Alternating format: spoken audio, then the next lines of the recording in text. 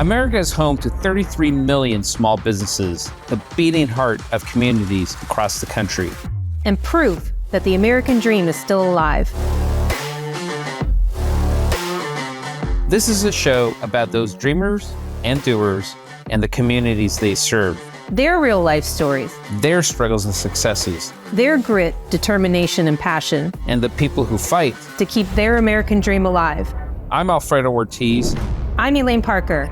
And it's time for another episode of Main Street Matters, America's small business megaphone. Hi, and welcome to another episode of Main Street Matters, America's small business megaphone. I'm Elaine Parker, the president of the Job Creators Network Foundation. And I'm Alfredo Ortiz, CEO of Job Creators Network.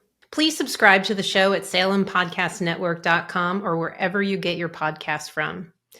So, happy anniversary, Alfredo. Yes, happy anniversary. IRA.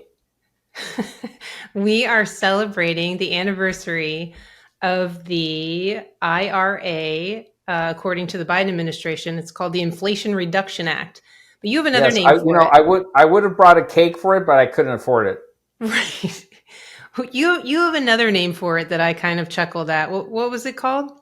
Yes, it's the Indigestion and Regurgitation Act. Yeah, I think so.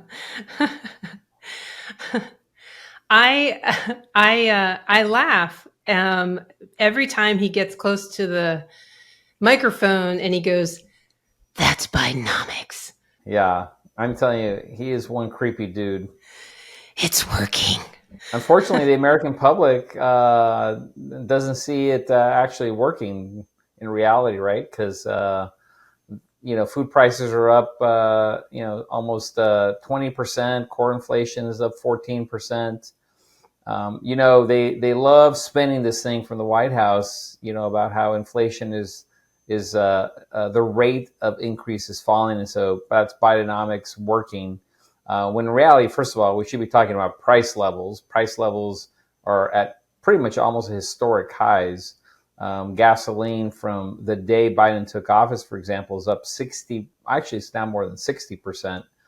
And that's what we really should be looking at. And first of all, or I should say, secondly, he has nothing to take credit for in terms of the decrease, because it actually has everything to do with Jerome Powell and the Fed and the 5.5 percentage point increases that they had to take in 1 year to basically tap down inflation, because it was so out of control from Biden's out of control spending.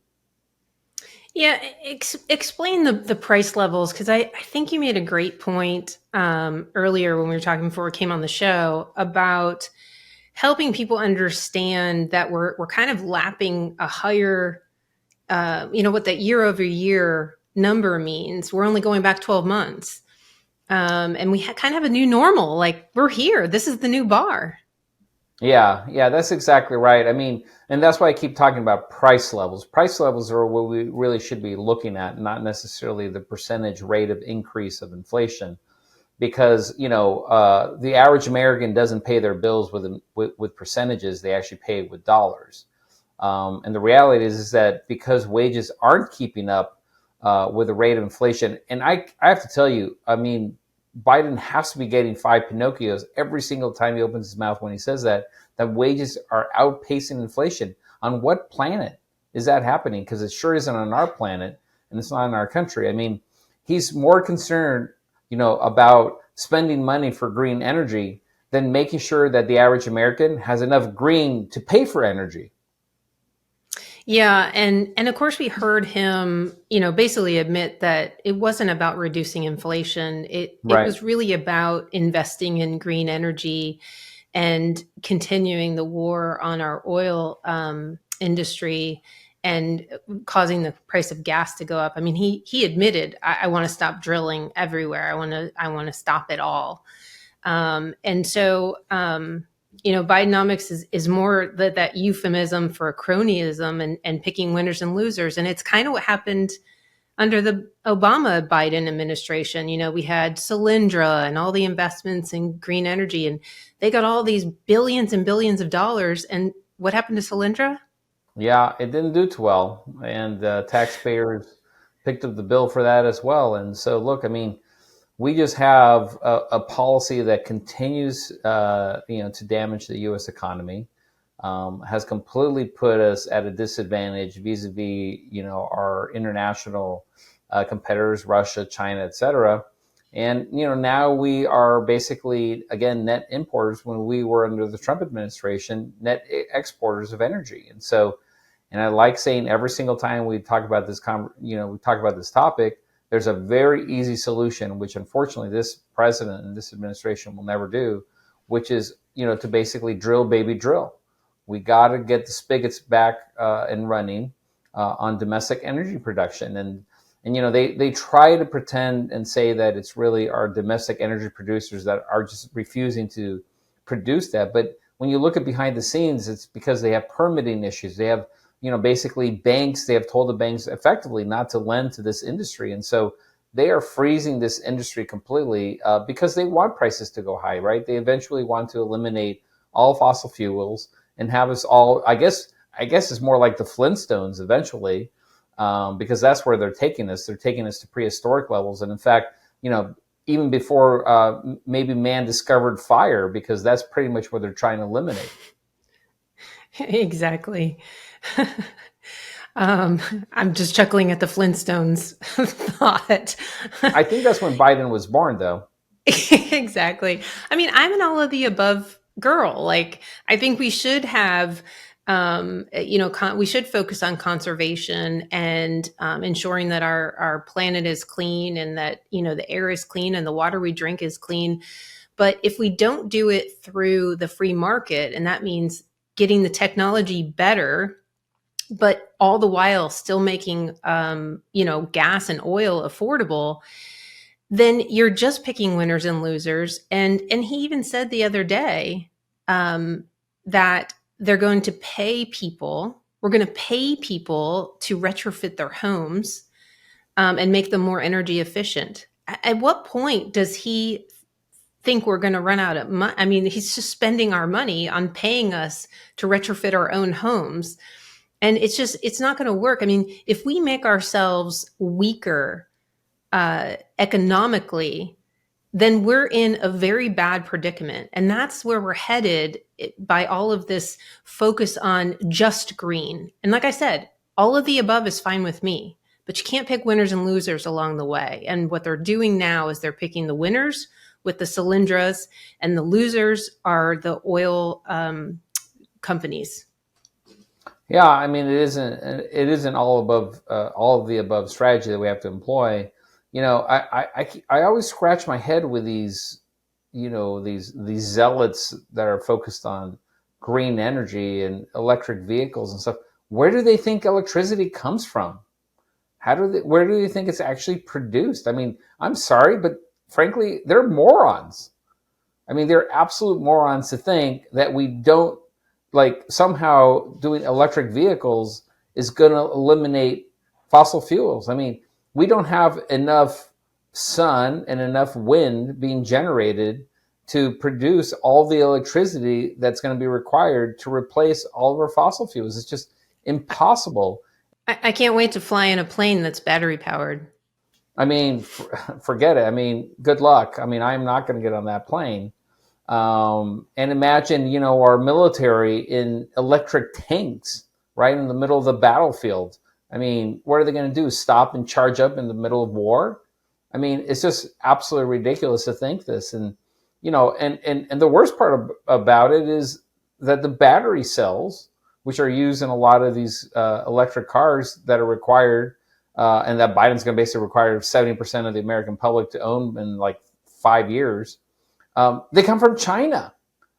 I mean, of all places. And so, what are we doing here? We're basically going to be feeding our adversary and putting ourselves in a position where we are completely subject to the whims of our number one adversary.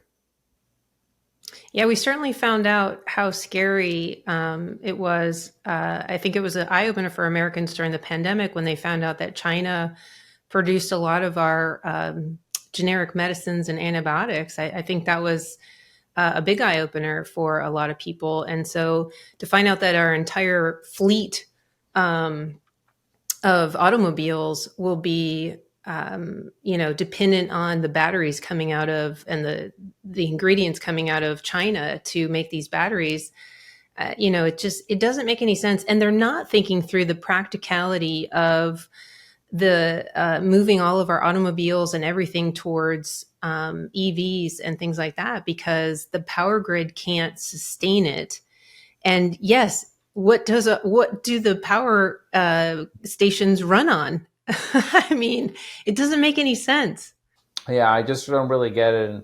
And my concern, of course, is how we just basically are going to be susceptible to China and their whims. When we are 100% basically dependent on energy packs coming from there. I mean, they have I think they now have the world's largest navy. I certainly don't think that their entire navy is run by solar panels. No, not at all. Well, I am excited to have somebody on with us today who can tell us what the Americans are thinking, because he is a pollster and very well known. It is time for our interview with John McLaughlin. I thought you were about to say Nostradamus, but pretty close. Almost. Since 2016, John works as an advisor and pollster for President Donald Trump. His political clients have included former presidential candidates Steve Forbes and Fred Thompson, former California Governor Arnold Schwarzenegger, former Florida Governor Jeb Bush. Internationally, John has done work for Israel for the Prime Minister Benjamin Netanyahu, the Conservative Party in the United Kingdom, former Conservative Prime Minister Stephen Harper of Canada, and he advised Hungarian Prime Minister Viktor Orban in his 2018 and 2022 landslide re-elections. Together with Scott Rasmussen, who we spoke with just a few weeks ago, John McLaughlin executes and analyzes the Job Creators Network Foundation's Small Business IQ poll. For over 2 years, the SBIQ poll is the only scientific monthly poll of economic sentiment of small business employers. John, welcome to Main Street Matters, America's small business megaphone. Well, thank you for the invitation. I'm very flattered to be here with you and Alfredo. Yeah, thank you, John. Really appreciate your partnership and your friendship over the years. We couldn't be doing what we're doing without you. Well, I'll tell you, as a small business owner myself, I'm very happy you're doing what you're doing on behalf of small businesses. So, tell us what you do at McLaughlin Associates and how you got into the polling business. I mean, you're kind of one of the big names out there. Well, that's always flattering to hear, but a good pollster is always, to me, it's an oxymoron, because I'm a skeptic when it comes to statistics. I have an MBA in quantitative methods and finance, and ironically, and by the way, the work we do for your monthly Job Creators Network Foundation for the SBIQ poll that you've started now and you've done for over 2 years, very important work. It's really unique. It's the only study of its scientific study like that of small business employers.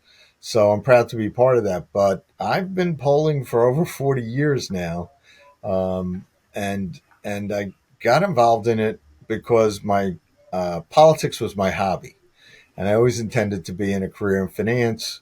I did public finance. I had offers from big 8 firms to do finance back in the 80s with firms, and all of a sudden, a person that had become a friend through political campaigns, Arthur Finkelstein, who was one of Reagan's pollsters, who used to poll for Mike Deaver, offered me a chance to join his firm, and I worked for him for 9 years, and then went out on my own for a little while with Tony Fabrizio in a partnership, and then when Steve Forbes ran for president, I decided I'd work for Steve Forbes and help him promote ideas like flat tax and term limits and health savings accounts, all viable and active ideas today, to try to change the world. And then over the years, I've been fortunate to work for many other people, as well as half our work is not really political. It's corporate, but we have a niche where we do corporate work that others have a hard time getting done for certain customers or categories.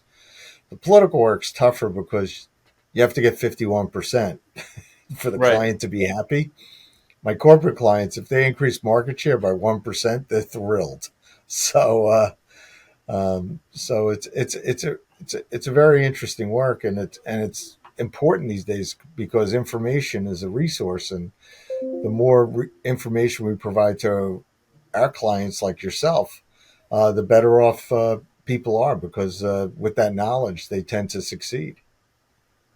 Well, a little dirty secret, John, is that I was a researcher myself, and several years ago with a small little group called Kantar Group, part of WPP. So Yeah. I know the world well. Right, exactly. So right, so that research, I mean, you're always looking for that information that gives you an edge. And in polling, what we try to do for our clients is you try to give them what their chance of success, whatever their goal is. If they want to get elected, what's their chance of success? If they're a corporation and they have a certain goal, whether it's market share, whether it's revenues, etc., you give them the chance of success. You give an idea of what their strengths or weaknesses are versus their competitors' weaknesses and strengths.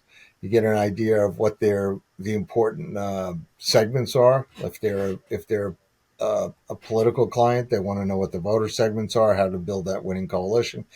If they're a business, they want to know who their customers are, and they want to know the profile of those customers, who they are. Then you try to create the idea of not just what their most important issues are, but what issues actually cut for them, what brings them success. A lot of times you deliver a poll, and you'll look at the poll and you'll say, well, the top issue is right now, if you asked in the United States, the top issue would probably be inflation, the economy. Well, sometimes that helps a person, and most often it doesn't help Democrats. So a lot of times Democrats are running on abortion or anti-Trump or something.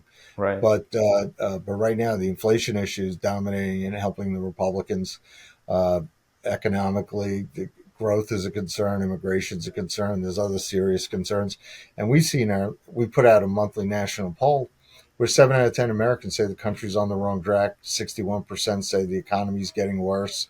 49% think we're in a recession, and that's down over a little bit.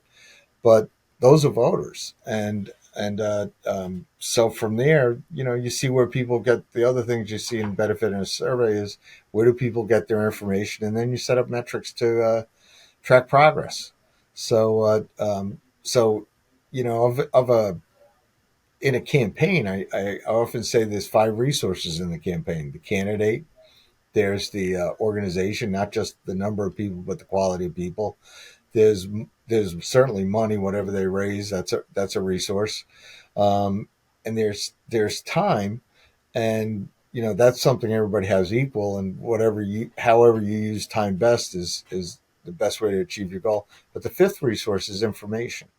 And that's where survey research comes in, whether it's for a private business, whether it's for a nonprofit, whether it's for a political campaign. That information, a lot of people, try things by trial and error.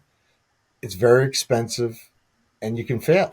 I mean, you literally, if you don't know your customers, you don't know your voter targets, you're guessing. And you see big corporations fail when all of a sudden they've somebody gets an idea and they put it out there, and You mean like Bud Light?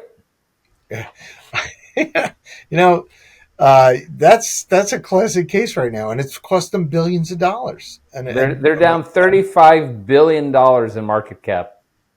And over the years, Anheuser-Busch was a client of ours when they wanted to promote Sunday sales in certain states, when they wanted to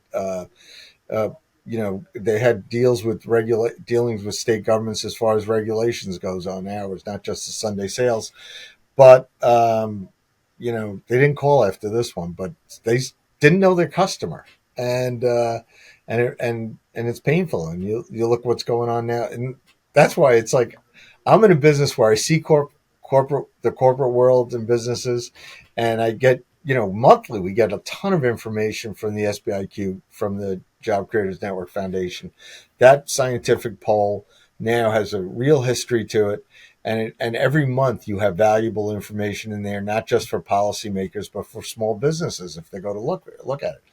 And when you look at what's gone on when you mix politics and and mix politics and corporate business, a lot of times you're going to upset half the people. So why would you mix the two? So Target found out something painful. I mean, Disney's getting hurt right now, and it's costing them billions of dollars because they've crossed those streams, and in a way that somebody's going to get upset, and it could be a significant part of their customer base. I mean, you see in your polls where 2/3 of the small business owners that you have every month want the consumers to decide whether to buy electric vehicles or not. Right. And think of how many states, like New York State just passed a regulation by 2035, they're going to ban, in effect, gas-powered cars and trucks in New York State. And that's really upsetting to a lot of consumers because they don't like the idea of electric vehicles having a limited range. They don't like the idea of giving up their current cars that they're used to.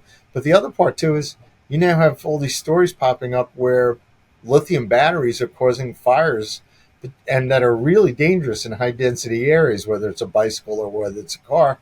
You have an apartment building where a lithium battery goes on fire. You have tragedies going on in New York State. So I believe consumers should have a choice of electric vehicle. They have a choice of gas powered, but they should decide what's best. And when you get government mandating things, it's leading to trouble. So the government is not the best, not always the best arbiter of what the consumers want and need to have. Right. That's absolutely right. So John, whenever I talk to clients, a couple of interesting things I would talk to them about is, what is the difference between polling and market research? I'd love your perspective on that because I think sometimes people think they're one and the same. Well, polling, you're dealing with public opinion. And by the way, public opinion polls, it's buyer beware. A lot of the media outlets that regularly publish polls are doing it for their own media exposure. Right. So a lot of times they'll do it cheaply where they'll have a poll of adults. Well, there's probably eligible voters in the United States. It's like 260, 270 million.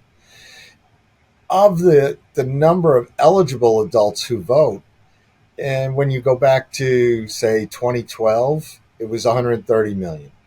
When you go to 2016, it was a record 139 million at the time. And when you look at 2020, it was 161 million. That was a record because of the mail-in ballots during COVID. But still, that meant 90 million people didn't vote.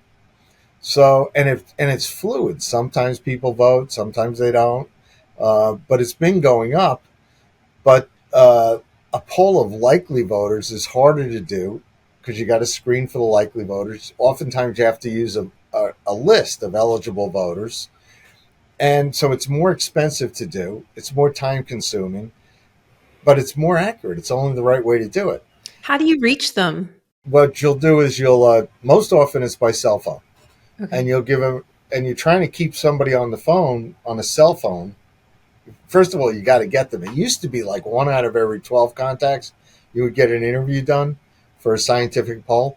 Now it's like 1 of 20 or more because people are just, they don't want to be on the phone, and a lot of times it's an inconvenience. But on the other hand, with politics, we find that for public opinion, they're more than happy to answer the questions. And what's really different is now you can do polls online. So when we do our national monthly poll, it's a poll that's done online, and it's good for our clients because it reduces the cost. But a lot of voter polls, if you have a congressional district, a state legislative district, you still have to do it by phone because of the lines, because the online panel samples don't match up. But the technology is such that most quality polls are now either done on a mix of, or they're done online, heavily cell phone, where you could do not just calling a person and having a live professional interview and talk to them. You can also do a text to web survey where you will send them a link to a website, text them, they'll go to that website and they'll fill it out. And sometimes you have to include some sort of incentive for them if they're not already part of a panel where they get, some sort of payment to take that survey. And finally, the one that's gone the way of the dinosaurs is landlines. So landlines are, less than half the voters in America have landlines now. Over 90% are on the internet, but landline phones are still apart because older people still have kept the landline. Some of them. Younger voters, forget about it. It's like they're all online. Their cell phone, most of them, their cell phones, their office, their entertainment device, etc. So that's how you get through it. And you have to scientifically, before we take a survey, we build 3 quality controls. We'll ask what does the universe look like. So if we're doing a voter survey, there's plenty of information from databases from past election history. What does that universe look like? You go back, you research it, you then create a model, and then you pull the sample to make sure it matches the model, and then you screen for likely voters. And the third quality control check is when you're done with the project. Before anybody works for me, when they'll say who's ahead, Trump or Biden, I'll say, tell me what the age is, tell me what the geography is, tell me what the race is, tell me what all these demographics that I want to see that are quality control checks. Because if there's an outlier, either I got to explain it or I might have something that I have to do wrong. So, and for businesses, they know who their customers are. Or take it back, they want to know. A lot of times they'll take a survey of, like, we'll do something for a high-tech company where they'll say they've got all these emails. They've got all these people who have responded to text, but they don't know who they are. So they'll come to us and they'll say, I have 100,000 people that are potential customers.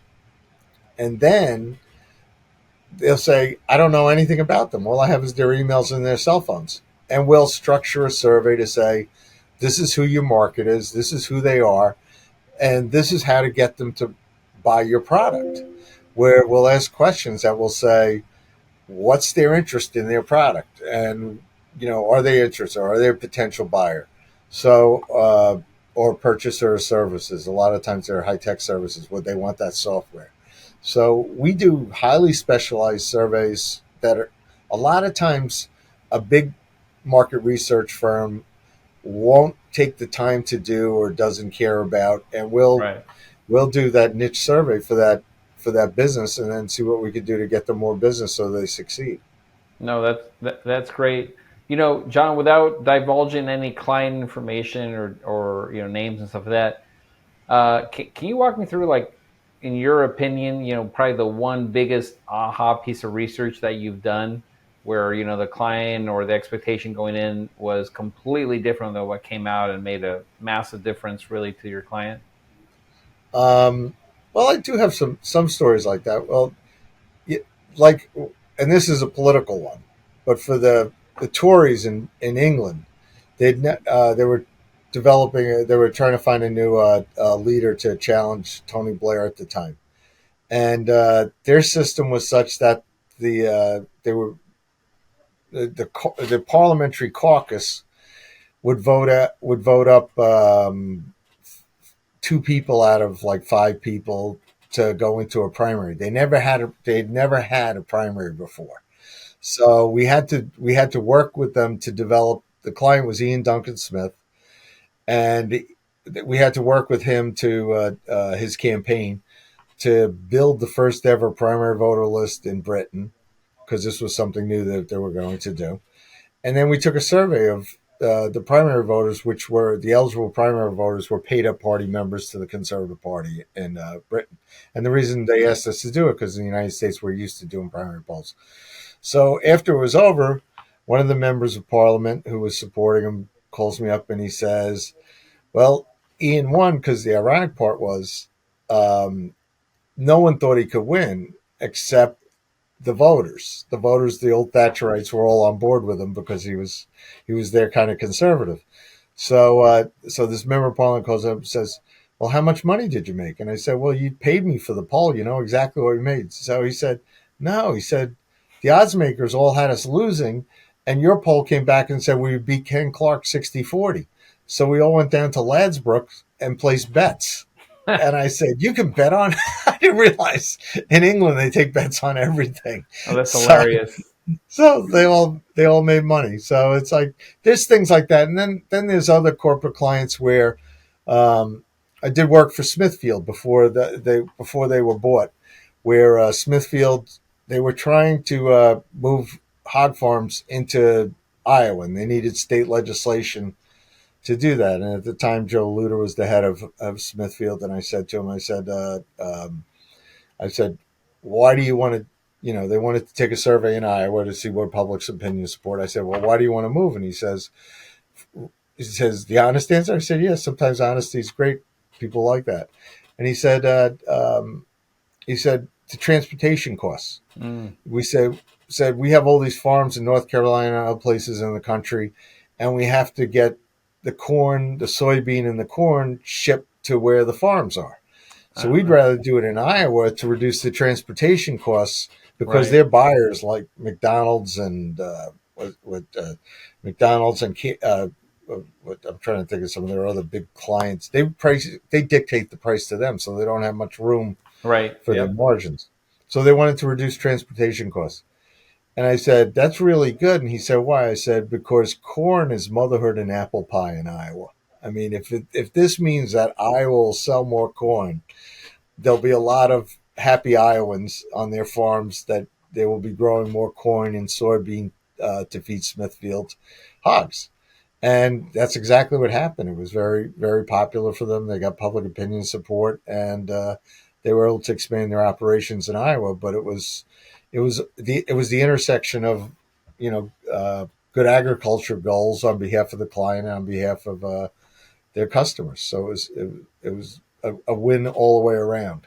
So yeah, no, that's super cool. Another thing too that the old saying, and I know you'll appreciate this, is that what people say and what people do are two totally different things. And in our fancy research term, I guess we call that stated versus derived research. Right. Can you kind of help our listeners understand kind of the difference between that as well?